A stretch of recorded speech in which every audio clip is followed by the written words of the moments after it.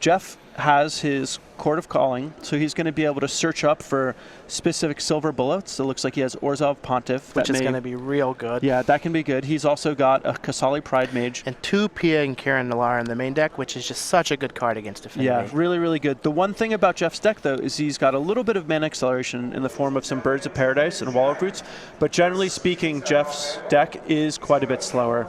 Luckily, it looks like he's got his mana accelerant, so... Yeah, so it looks like we've got a Razorverge Thicket into a Birds of Paradise from Jeff. Trey McGinn, however, does have Darksteel Citadel, 0 mana artifact into a Mox Opal, into a turn 1 Arcbound Ravager. Yeah, so Trey and Jeff are both off to the races, essentially. They're getting probably the more explosive and fast draws that each of their decks are capable of. Absolutely. So we got Jeff here is drawn for his turn. Looks like he's going to play a Wall of Roots.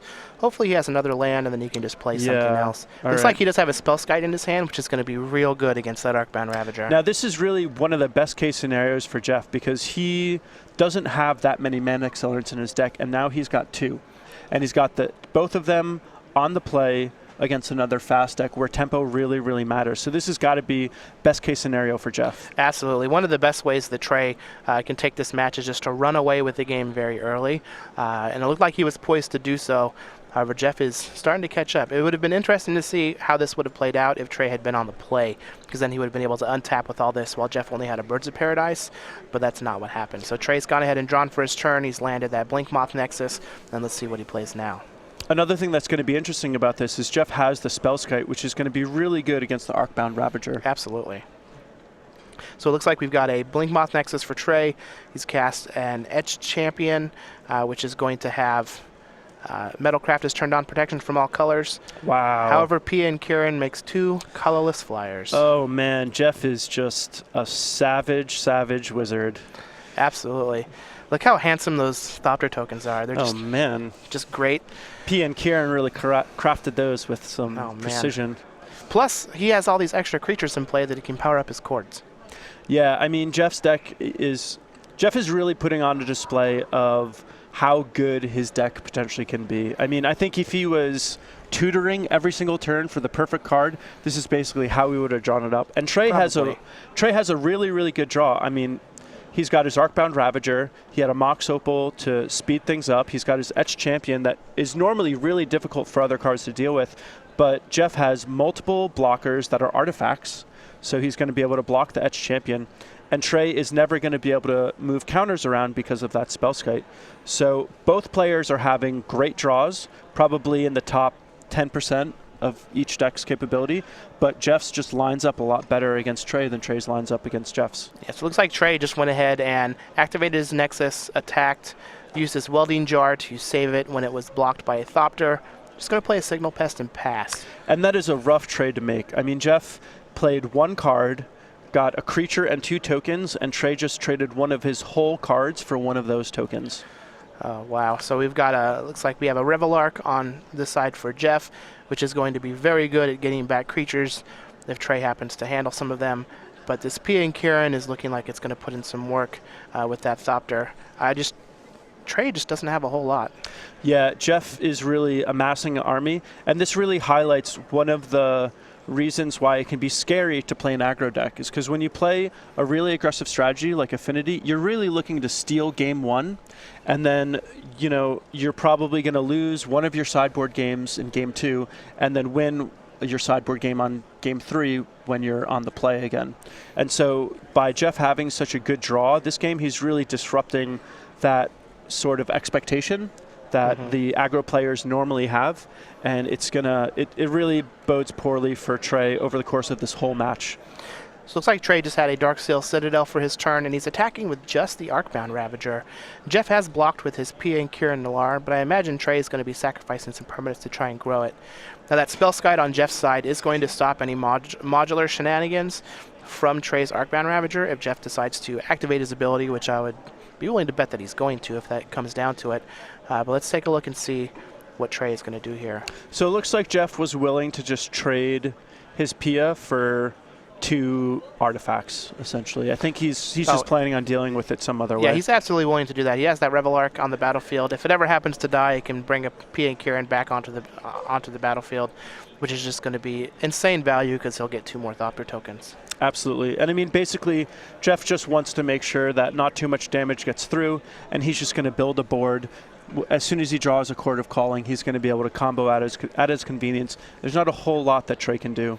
Now, Trey did have a Steel Overseer for his turn, which is the one card in the Affinity deck that's going to allow him to actually compete when we get into board stalls like this. Eventually, at some point, he's going to be able to make it so that Edge Champion is big enough to attack through that Spellskite, and then Jeff is not going to have any blockers for it, and it can end the game at some point. Yeah, what's interesting about this matchup is because neither player has much removal, they can really pick and choose how they're going to trade with each other, and if one of them draws a threat that's extremely hard to deal with, there's not much that the other player can do about it. So it's really going to be about whose side of the board is better than the others. And it'll be interesting to see if this Overseer can create enough of an advantage that is game winning before Jeff draws something like Chord of Calling that can let him combo out. Absolutely. Now, we saw that Jeff didn't attack with his Revel Arc last turn, and so he's using that to block this Arcbound Ravager that he read Trey for, having just had the same attack again.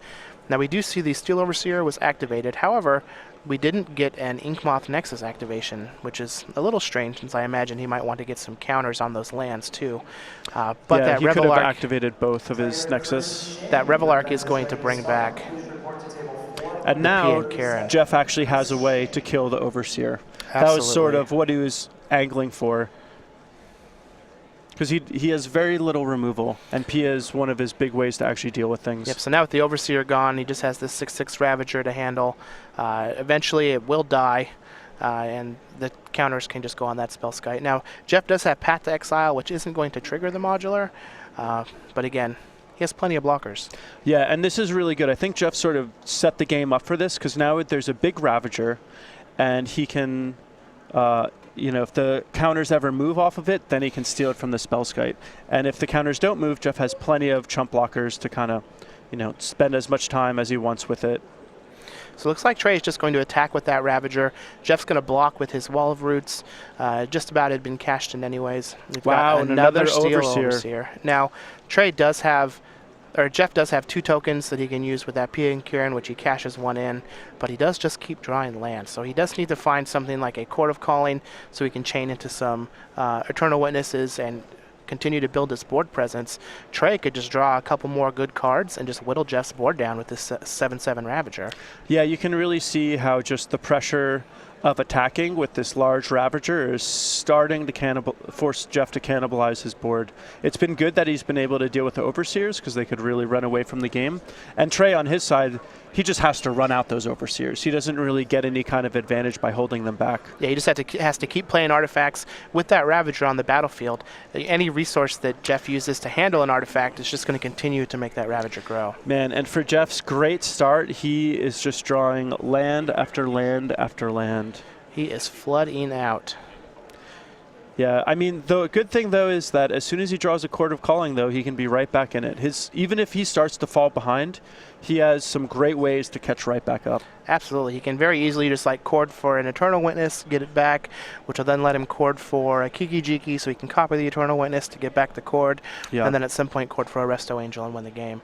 And now Trey is starting to sense a little bit of weakness, is starting to send in more creatures. He knows that Jeff is starting to run out of reasonable blocks, and if Jeff wants to preserve his life total, he's just going to have to block with more and more creatures that are essentially going to be gobbled up. Absolutely. Now I'm a little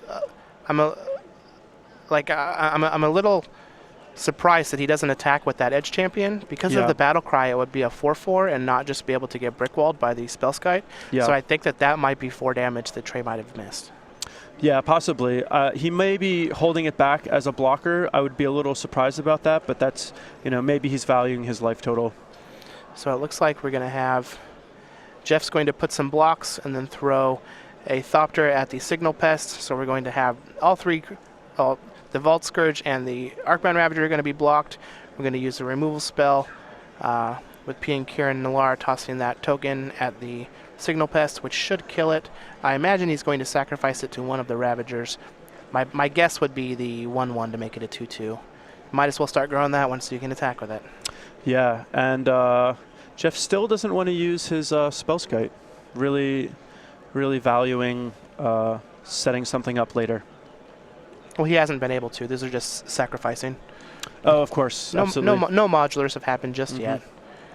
He does have a Birds of Paradise that can give him some blue mana, but he does need something that's not a land. Well, he's got Eternal Witness, so that's definitely going to help. He can get the Revelark back from the graveyard, and that can start generating some value. Yeah, so he can get back Revelark. He can play Revelark if he'd like. But he does only have that Birds of Paradise and Wall of Roots in his graveyard that he can get back with that Revelark trigger, unless he decides to throw PA and Kieran Nalaar under the bus on this next turn, which I imagine he's going to. But it's still looking pretty grim, and we are going to need to find a Court of Calling at some point if we're Jeff Hoogland here. Yeah, Trey's board is pretty good, and he's just leaning on Jeff, and we got to see if Jeff can mount something. So we're going to go ahead and go to Trey's turn here. He's drawn a card, and I didn't get a good look at it, but it looks like it's a non-land spell. It is a Vault Scourge. He's going to cast it for full cost. He's not going to use the Phyrexian mana. No real reason to at this point. Yeah, he's not going to be doing anything else with his mana. So this is a little tricky figuring out on Trey's side how much he can attack with, because he wants to keep the pressure on. He doesn't want things to go into a board stall. And Okay, he's so actually attacking with his 1/1 flyer, even though it can get gobbled up by the Revelark. yeah, he's doing that because he thinks that if anything, Jeff's going to try and put a bunch of creatures on an Arcbound Ravager to try and make it so that Trey has to sacrifice some creatures to it. What we have here is the Battle Cry. Oh, there is no Battle Cry, so it is just a 3/3. Last turn. Yeah, it is just a 3/3. It's going to bounce. We're going to see here Trey is going to sacrifice anything to try and save his 2/2 Arcbound Ravager, but his 7/7 Arcbound Ravager is going to kill PA and Kieran Nalaar and Eternal Witness. Now, And it looks like Jeff is setting that up, expecting his Revelark to die and get those cards back. Yeah, so the Revelark dies along with the PA and Kieran and Eternal Witness. Revelark can bring back PA and Kieran and Eternal Witness, and then the Eternal Witness will bring back the Revelark, and we're back at square one. Yeah, and I mean, Jeff only has one Revelark in this deck, but you can see, one is all you need when you can just keep recurring it. Yeah, it's so good. Yeah, Jeff is, he's really making the most out of the few cards he has. If you look at this game, he's drawn a ton of mana and only a couple cards that have really done anything.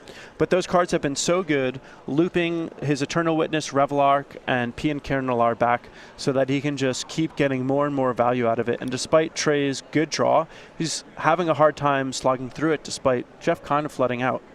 Absolutely. So it looks like Trey is going to sacrifice his Ravager to the other Ravager.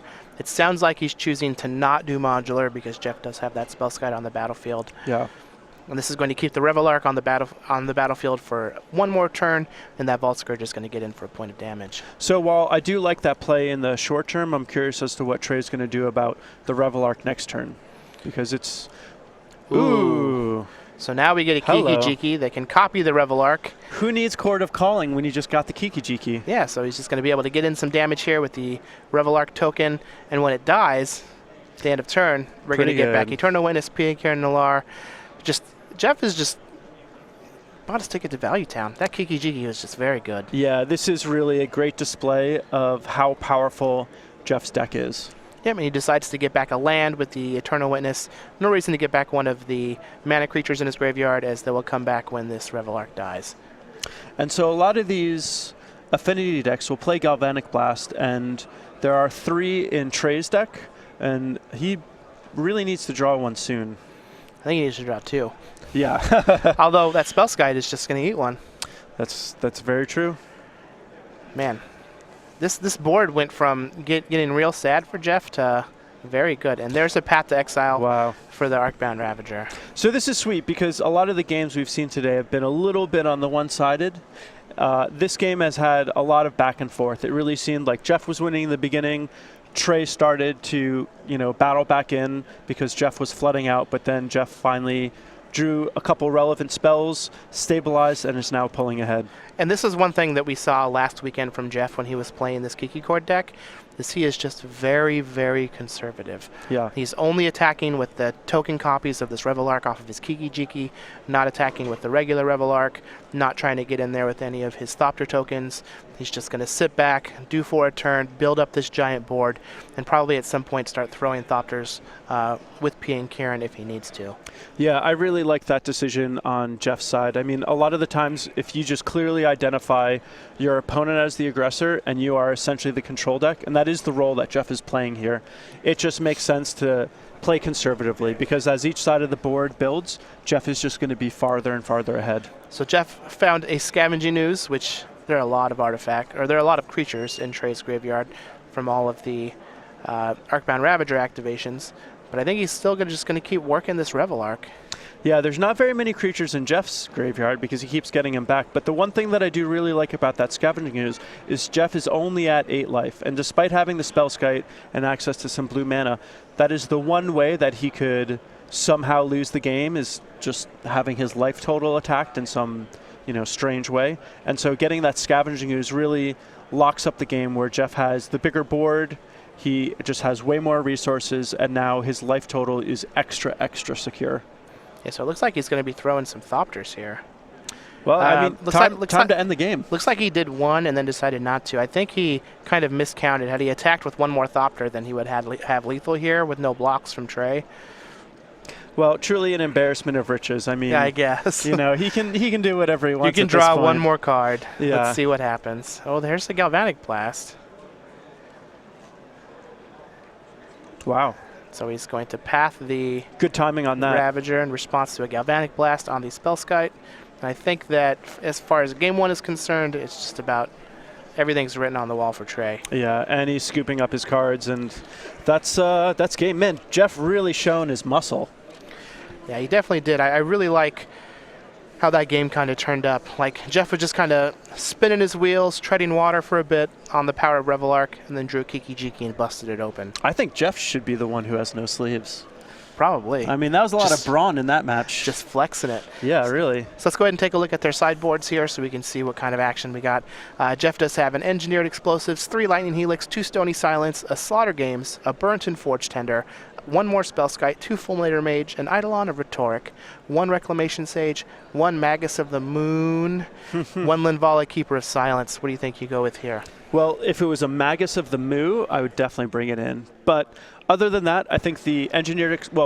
basically all the removal can be really good. Engineered Explosives, Lightning Helix, the Spellskite can also be really good, but the real big home run here is the Stony Silence. The slam dunk. Yeah, that is a card that is just basically a silver bullet. If you play that early against Affinity, it can just shut down all of their synergies because their artifacts don't really work anymore.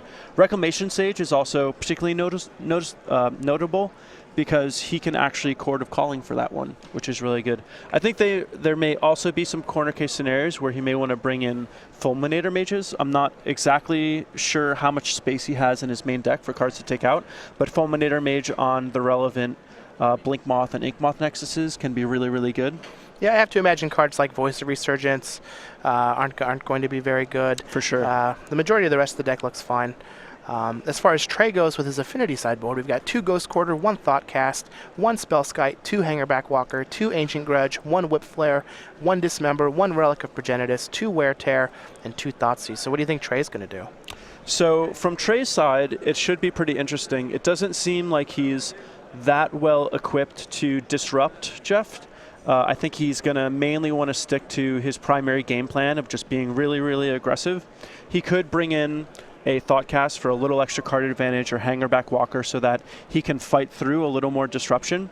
If he thinks that he can pull ahead by disrupting Jeff's game plan, he could consider bringing in the Whip Flare or the Dismember.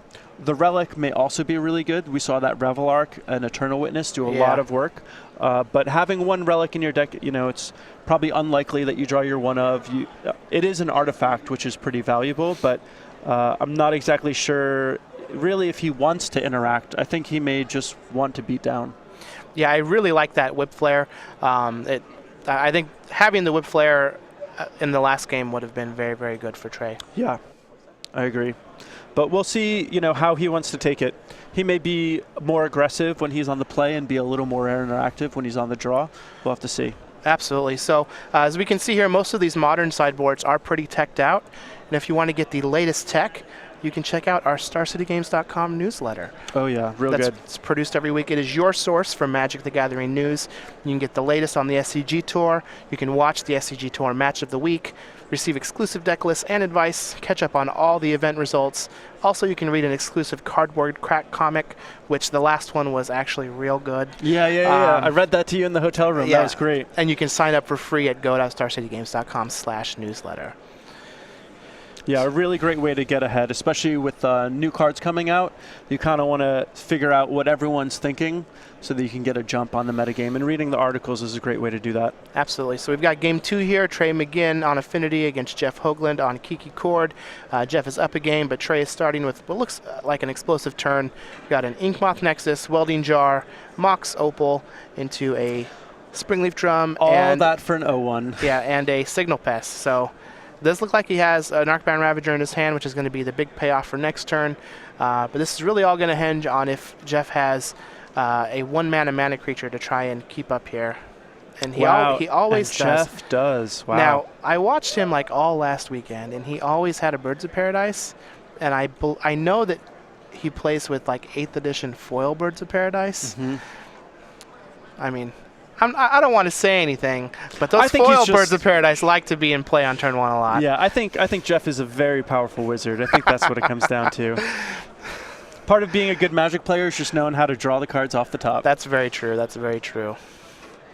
So let's see, Trey's it still has a huge mana advantage. I mean, Jeff was on the play with a Birds of Paradise into Wall of Roots, which really helped Jeff keep pace. But this game, Trey has an even more explosive start than he did last game, and he's got he's on the play. So this is 2 infect. 3, 4, 5, 6, 7. Can you just put him at 9 infect here if he wants to? It'd be a bit of a risky play, but looks so. And I wonder what Jeff is thinking about. Oh, blocking, obviously. So I think he's just going to take the 1 infect and put him to dead next turn if he does nothing. Yeah, and this really showcases how if you get way ahead on mana, you can leverage that very quickly. Yeah. All right, so there's the Spellskite that's going to protect him from being able to kill him with infect damage next turn. And this is the exact same start that Jeff had last game, and it worked out pretty well for him then. Yeah, Jeff is on the draw, which is a bit of a difference, and Trey's draw is a little more explosive than it was last time.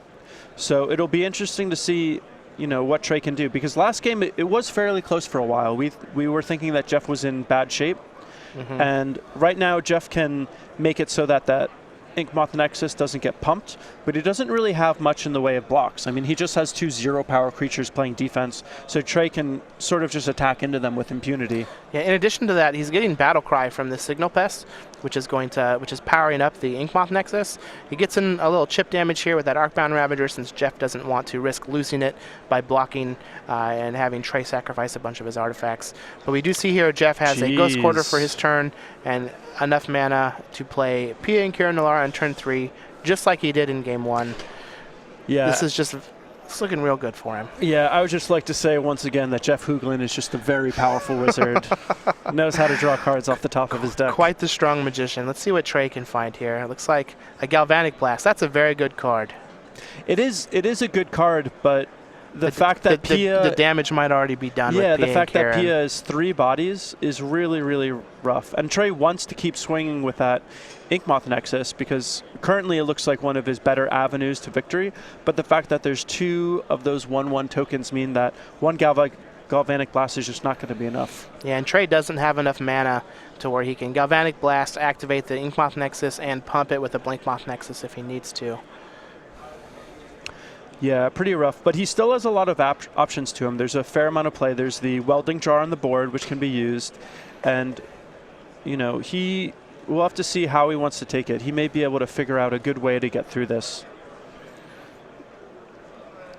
And it looks like he is going to be attacking with it. So I think he's using the Vault Scourge and the Springleaf Drum to activate the Nexus. Well, actually, it looks like with the Opal, he'll be able to... Well, with the Nexus, do you have to pay a mana to pump? You do. Okay, yep. Yeah, so mana short. So he's 1 mana short. But I imagine his plan here is to just use the Welding Jar to handle one of the Thopters. Yeah, still a very, very rough trade. Yeah, so it's looking like Jeff is thinking about only blocking a Thopter on an Inkmoth Nexus. He may just want to sack something to the Ravager just to get it bigger. Yeah. I mean, if he can get it up to a 4-power creature, then that means he can... So he's going to be able to pump, and he's just able to use his turn to get rid of one of those Thopters. That's actually pretty big for Trey. For sure. Not having to use the welding jar. He's still a couple turns away from being able to Galvanic Blast and get all in, but what's going to be real gross here is that Jeff does have Restoration Angel in his hand. And ooh, brutal. as nice of people as Pia and Kieran Nalaar are, they are not angels. Yeah, Jeff is just so good at clogging up the board. And with the Birds of Paradise and Wall of Roots on the opening turns, he was able to clog up that board faster than Trey could take advantage of his own fast start. Yeah, and because Wall of Roots lets you get mana on your turn and your opponent's turn, he's able to use it to cast Voice Resurgence here, and still be able to use it on Trey's turn to cast Restoration Angel, to blink his Pia and Kieran Nalaar, and just get a lot of value. Yeah, Wall of Roots is one of the best mana accelerants. We were talking before with Spoilers how a 2-mana mana accelerant was so good, Yeah. and Wall of Roots is certainly among the best. Now Trey does have Galvanic Blast and Dismember here, so he has some ways to interact. Oh man, he's going to run into the Restoration Angel though. This is going to be brutal. Yeah, this is not going to go well for Trey, unfortunately. Yeah, I guess this, from what we're seeing, it really seems like this is a bad matchup for Trey. But we've seen from Jeff just the Birds of Paradise into the Wall of Roots both times. Well, he's gone Birds of Paradise into Wall of Roots Spellskite. Yeah, both times. Yeah. Which is quite good. Yeah. With a Pia and Kieran Nalaar soon after. Ooh, so are we going to get... Yeah, the Angel. This is not going to turn out well for Trey. Not only is Jeff going to be able to reset his Pia and Kieran and get some more tokens, he's going to force Trey's hand here on having to use some of his removal spell, but now he's going to have a 3/4 blocker that he can put in front of that Inkmoth Nexus. Fortunately for Trey, though, it looks like he has the Dismember and the Galvanic Blast, so he might be able to take care of the Pia before it gets flashed in and out. He's going to have to use both of them because of the Spellskite. Yeah.